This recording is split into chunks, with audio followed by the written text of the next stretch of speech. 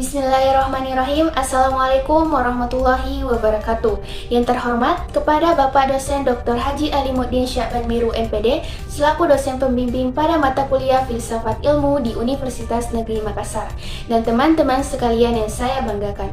Sebelumnya perkenalkan, nama saya Nur Hikmah dengan NIM 21020850107 dari kelas PKK 01.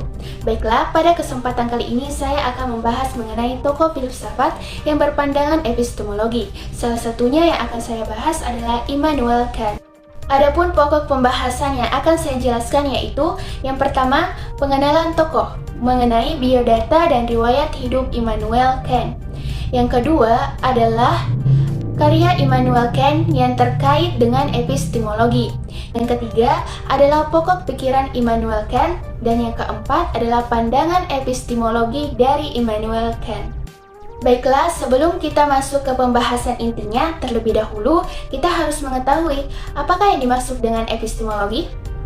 Jadi, yang dimaksud dengan epistemologi adalah bagian yang mengkaji dengan penciptaan pengetahuan dengan fokus pada bagaimana pengetahuan diperoleh dan menyelidiki cara yang paling valid.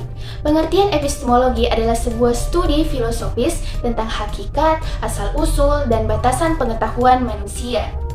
Baiklah, langsung saja kita masuk ke pembahasan yang pertama, yaitu pengenalan tokoh. Baik, kita masuk ke bagian biodata dari Immanuel Kant. Immanuel Kant adalah seorang filsuf Jerman, meneliti, mengajar dan menulis tentang filsafat dan pencerahan antropologi pada akhir abad ke-18.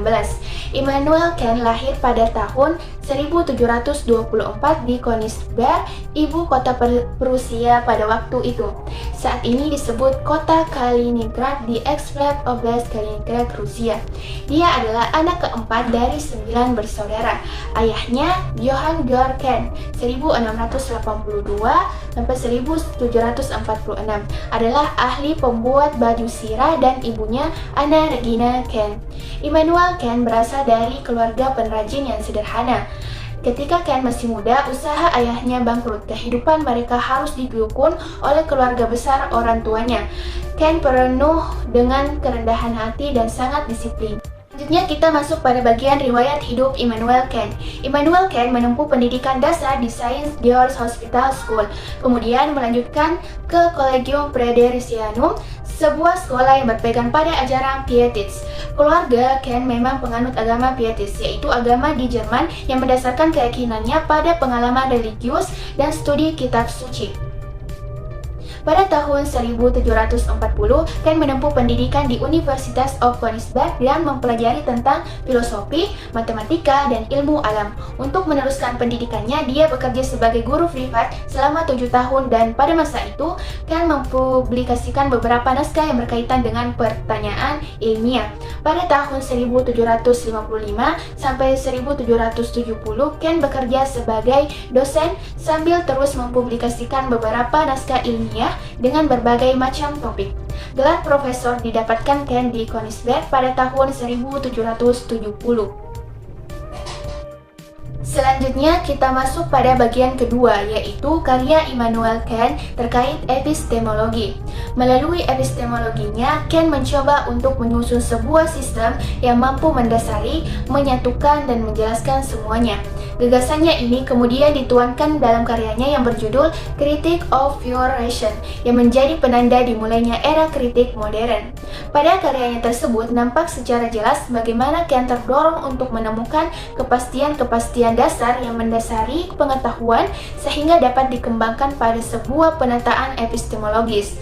Perjalanan panjang Kant untuk sampai pada fase kritisnya tersebut terlebih dahulu dimulai dengan keterlibatannya dengan masalah-masalah filsafat seperti masalah kausalitas, pengetahuan, sensibilitas, dan inteligibilitas, dan juga mengenai adanya Tuhan. Selanjutnya kita masuk pada bagian ketiga, yaitu pokok pemikiran Immanuel Kant. Adapun pokok pemikiran Immanuel Kant yaitu pokok pikiran pertama dikenal dengan pendekatan filsafat sebagai kritik. Metode yang benar dalam filsafat menurut Kant bukanlah berspekulasi tentang sifat dunia di sekitar kita, tetapi melakukan kritik terhadap kemampuan mental kita, menyelidiki apa yang dapat kita ketahui, mendefinisikan batasan pengetahuan, dan menentukan bagaimana proses mental, yang dengannya kita memahami dunia memengaruhi apa yang kita ketahui. Pokok pemikiran kedua Immanuel Kant adalah tentang filsafat idealisme transendental. Penekanan Kant pada peran yang dimainkan oleh kemampuan mental kita dalam membentuk pengalaman menyiratkan perbedaan tajam antara fenomena dan noumena. Menurut Kant, kita tidak pernah tahu dengan pasti apa yang di luar sana, karena semua pengetahuan kita tentang dunia luar disaring melalui kemampuan mental kita. Kita hanya dapat mengetahui dunia yang disajikan oleh pikiran kita kepada kita. Artinya, semua pengetahuan kita hanyalah pengetahuan tentang fenomena, dan kita harus menerima noumena pada dasarnya tidak dapat diketahui. Pokok pemikiran Immanuel ketiga adalah tentang kategori a priori sintetis. Menurut Kant, pengetahuan a priori sintetis dimungkinkan karena kemampuan mental kita mengatur pengalaman sesuai dengan kategori tertentu, sehingga kategori ini menjadi fitur yang diperlukan dan universal dari pengalaman kita. Ini adalah ciri dari cara berpikir kita memahami realitas yang kita rasakan sebab dan akibat dimanapun di tempat kerja. Bagi Kant, kategori a priori sintetis adalah kunci untuk menjelaskan bagaimana kita memperoleh pengetahuan substantif tentang dunia. Pokok pemikiran keempat Immanuel Kant adalah tentang etika deontologis atau etika kewajiban.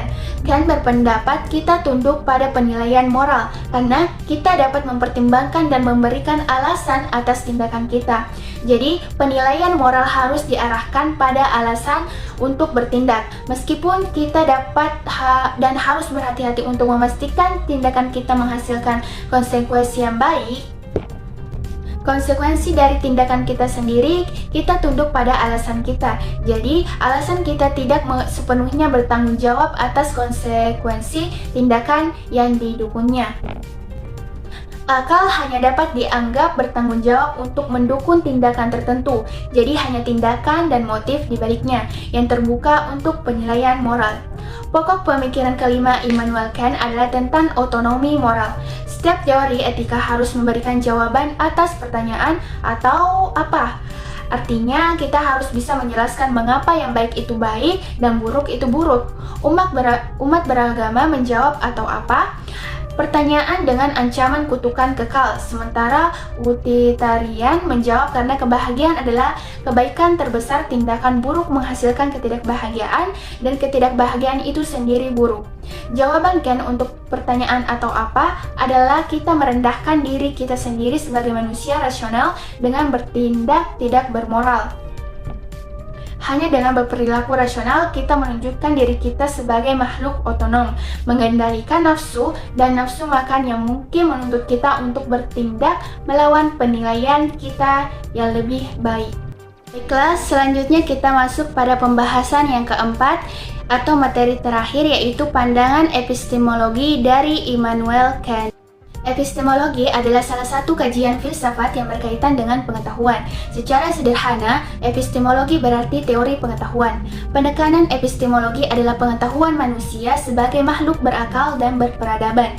Kajian epistemologi mencakup pembahasan dan penelusuran wilayah pengetahuan secara rasional. Pembahasan yang dimaksudkan untuk membedah batas-batas pengetahuan serta bagaimana suatu pengetahuan diperoleh.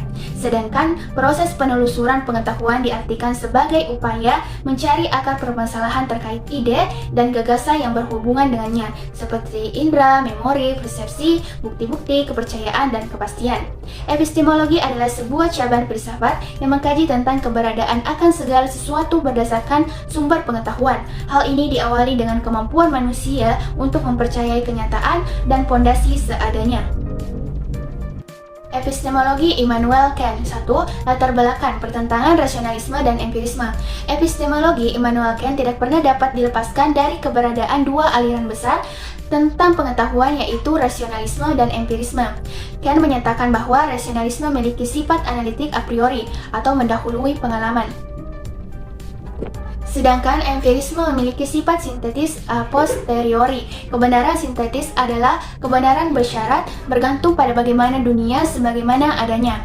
2. Kritisme Kant. Epistemologi Immanuel Kant dapat diposisikan sebagai jembatan antara rasionalisme dan empirisme.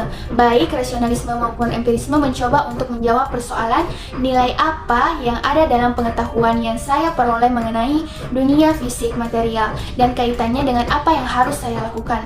Pandangan rasionalisme memulainya dengan asumsi bahwa kepastian atau pengetahuan hanya dapat diperoleh melalui kerja pikiran, karena dalam pikiran manusia telah ada ide-ide bawaan yang bersifat universal.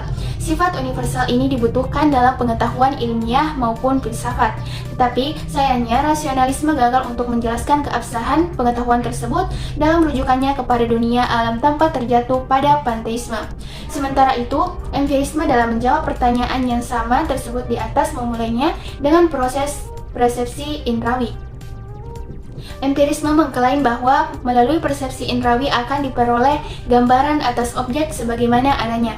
Namun, empirisme melupakan bahwa dalam setiap persepsi indrawi tetap saja bersifat partikular, bukan universal. Kegagalan rasionalisme maupun empirisme inilah yang menjadi latar belakang utama epistemologi Immanuel Kant. Beliau dengan krititismenya mencoba untuk menjembatani pertentangan antara rasionalisme dan empirisme dan menjadi fenomenalisme baru. 3. Revolusi Kopernikan. Melalui revolusi epistemologi yang Kant lakukan, ia memposisikan pikiran sebagai sesuatu yang aktif, tidak pasif. Pikiran tidak melulu mencerminkan dunia, melainkan dalam aktivitas tertentu pikiran mampu membangun dunia. Sebagaimana halnya revolusi Kopernikan yang mengubah semuanya, bahwa pusat tata surya adalah matahari bukan bumi. Maka revolusi Kant dalam epistemologi menempatkan materi-materi pikiran yang ada pada subjek sebagai pusat pemahaman atas dunia empiris, bukan materi-materi objek. Artinya, jika pada masa sebelumnya pengamatan berfokus pada objeknya, maka Kant meletakkan basis epistemologinya dengan mengatakan bahwa objeklah yang mengarahkan diri pada subjek.